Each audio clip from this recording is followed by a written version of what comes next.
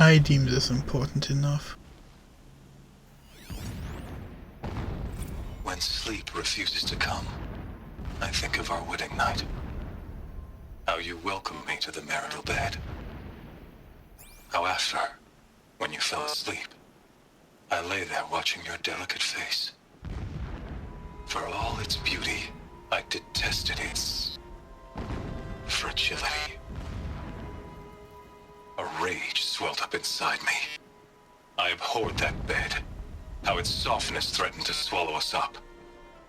And that room, the stench of incense, the fine embroidery of the drapes, all of it weak. I slipped from the bed, threw open the casement, and lay naked on the stone floor, determined to spurn all seductions of comfort. But when I woke the next morning, you lay beside me, naked as I in the cold. Your body, stretched beside mine, seemed chiseled from stone. I saw you wake, instantly alert, like an animal ready to strike.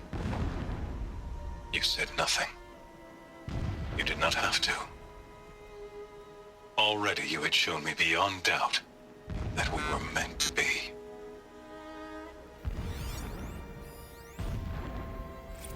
Never does the sun show pity.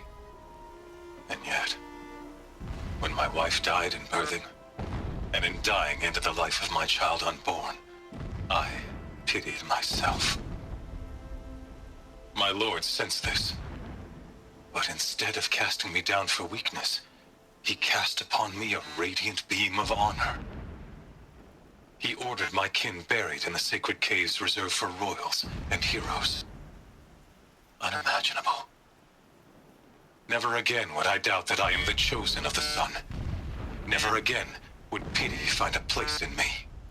Not for myself or another.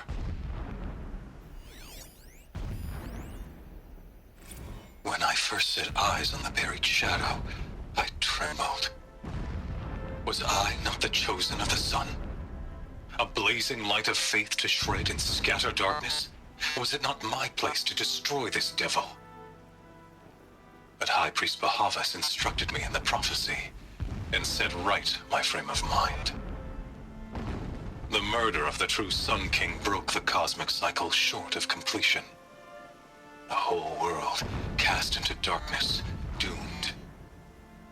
To resume and turn the wheel of time would require more than sun and faith. All forces must combine, all halves of nature join to one cause. Shadow to sun, night to day. Even a buried shadow wants the wheel to turn, for without a sun in the sky, there can be no shadow.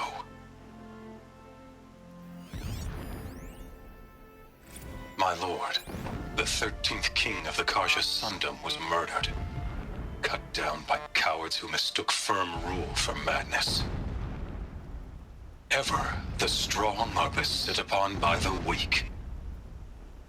So he said, as the traitors launched their assault, as their cannons forged by Oseram filth toppled the battlements and burst the gates.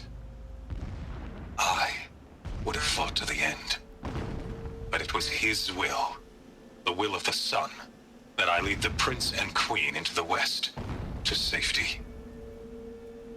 My lord did not hesitate. He saw his fate. He looked into the sun, and he did not blink. With me, he sent kestrels, nobles, sun priests, and slaves. Killing all that stood in the way, I carved a path to Sunfall. There, we joined others to gather the strength to take back our home. But our strength only faded, until the buried shadow was brought to light.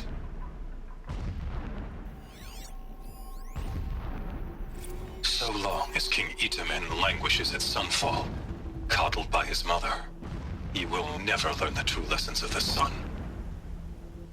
I have tried to instruct him, but the shadow of his mother's influence is upon him. I took him to the palace balcony to behold an offering of sacrifice in the ring, but he showed no thirst for it. He averted his gaze. Look to the sun, I told him. Do not shield your eyes.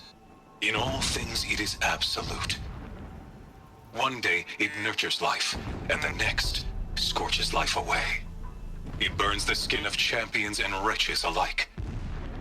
Never does the sun show pity. That is the example a Sun King must follow. The example of your father. But before my instruction could take hold, she was there, clutching him to her robes, burying his face against her breast. How is a king to rule when he cannot even see?